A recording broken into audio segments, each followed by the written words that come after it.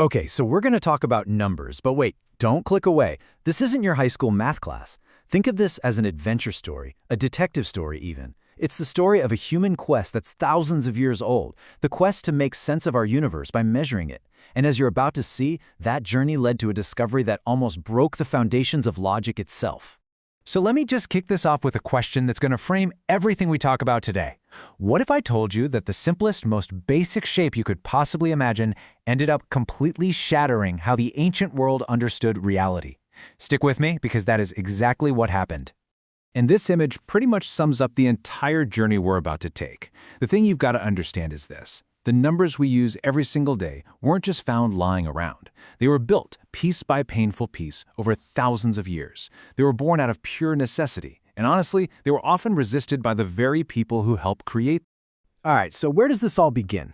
Well, it starts in the most practical place you can imagine, the simple, day-to-day act of survival. This is where the need for numbers was first truly felt. First up, we have the natural numbers. 1, 2, 3, 4, the stuff you learn as a kid. And to us, they feel super simple, right? But you have to imagine, for early humans, these weren't just abstract ideas. They were some of the first tools ever invented to get a handle on reality. I mean, think about it like this. An ancient fisherman didn't care about some deep number theory.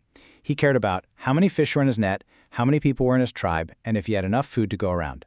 Numbers came about to serve these very real, very physical needs. One fish, two fish. It doesn't get more fundamental than that. But, as societies got more complex, just counting whole things wasn't going to cut it anymore. We needed more nuance, more precision.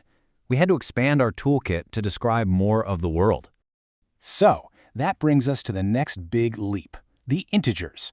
This set adds two incredibly powerful and, at the time, really, really strange ideas to the mix: 0 and negative numbers.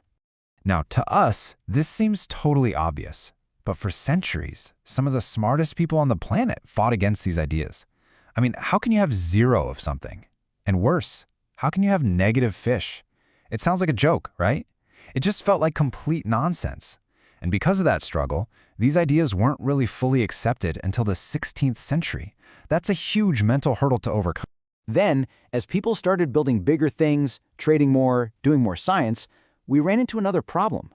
We needed to talk about parts of a whole. And that's where rational numbers come in. Basically, any number you can write as a good old fraction. 1/2, 3/4, you get the idea. These numbers gave us a whole new level of precision. And at this point, with fractions in the mix, the system felt, well, it felt perfect. Done. Watertight. You had your natural numbers for counting, sitting inside the integers for things like debt, which were all sitting inside the rationals for measuring anything with precision. It really seemed like we had a number for absolutely everything. A perfect, tidy system. And this feeling of perfection, oh man, the ancient Greeks loved it. It was the core of their entire worldview. They saw the universe as this perfectly logical, perfectly measurable place. And they had this incredible mental model for it, the flawless, infinite ruler. Okay, to really get inside their heads, you gotta understand this key difference they made. On one hand, you had number. That was for counting things. 1 rock, 2 rocks, you get it. But on the other hand, you had magnitude. That was for continuous stuff like the length of a line or the area of a circle. And for them, these were like two totally separate worlds. And they were convinced that any magnitude, any length whatsoever could be measured perfectly. How? With this infinite ruler. The idea is brilliant, really. You take a ruler, and if you need to be more precise, you just slice it into smaller and smaller bits. Halves, quarters, tenths, thousandths, millionths, just keep chopping it up. They believed if you could just make your marks fine enough, you could land on any length. And this led to this really beautiful, really comforting conclusion. See, if every length can be described as some number of these tiny fractional pieces, then that means every single length in the universe must be a rational number. It means the universe is logical. It makes sense. It's tidy. But that tidy, comfortable worldview, it was about to get blown to bits. And the thing that destroyed it, it wasn't some huge, complicated monster. It was the simplest, most humble shape you can possibly imagine. Just look at this, a perfect square. Each side has a length of 1. That's it. Now draw a line from one corner to the other, a diagonal.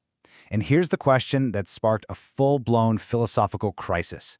Just how long is that line? So to figure it out, they reached for one of their own greatest inventions, the Pythagorean theorem. You remember this one from school? A squared plus b squared equals c squared. In our case, since the sides are both 1, the math is easy. 1 squared plus 1 squared equals the diagonal squared. The solution is so simple. 1 plus 1 is 2, so c squared is 2. That means the length of that diagonal is the square root of 2. Seems simple enough, right? But that one little number was about to break everything. And here it is, the bombshell. The square root of 2 is not a rational number. You can't write it as a fraction. The decimal just goes on and on forever without ever repeating. And that meant their flawless infinite ruler was a complete fraud. It was broken. No matter how many millions or billions of tiny marks you put on that ruler, you will never, ever land precisely on that length. Their perfect, continuous universe suddenly had a hole in it. So yeah, for the Greek worldview, this was an absolute catastrophe. But for the story of math, it was the start of a whole new chapter. It forced everyone to embrace something new, something irrational. And by doing that, they started to see a reality that was way more complex and, honestly, way more amazing. And so, this new type of number got a name, the irrationals, literally the not-ratio numbers. They're real lengths, they absolutely exist in the world, but they just can't be pinned down by that neat and tidy system of fractions. This visual just nails the shift in thinking. On top, you have the old idea. The number line is just a bunch of rational points packed super close together. But the bottom shows the reality. The rational numbers are more like a sieve, full of an infinite number of tiny holes. And it's the irrational numbers that pour in and fill those gaps, making the line truly whole, truly continuous. And all of this brings us to the system we still use today, the real number system.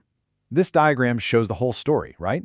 We started with natural numbers for counting, we threw in integers for depth and direction, we expanded to rationals for precision, and finally, by acknowledging the irrationals, we get the whole shebang, a complete, unbroken continuum capable of describing any possible magnitude. So think about that. Something as basic as the diagonal of a square peeled back a layer of reality and showed us something completely new and unexpected was hiding underneath. It really makes you wonder, doesn't it? What other simple, everyday things that we take for granted are holding these kinds of deep secrets just waiting for us to ask the right question?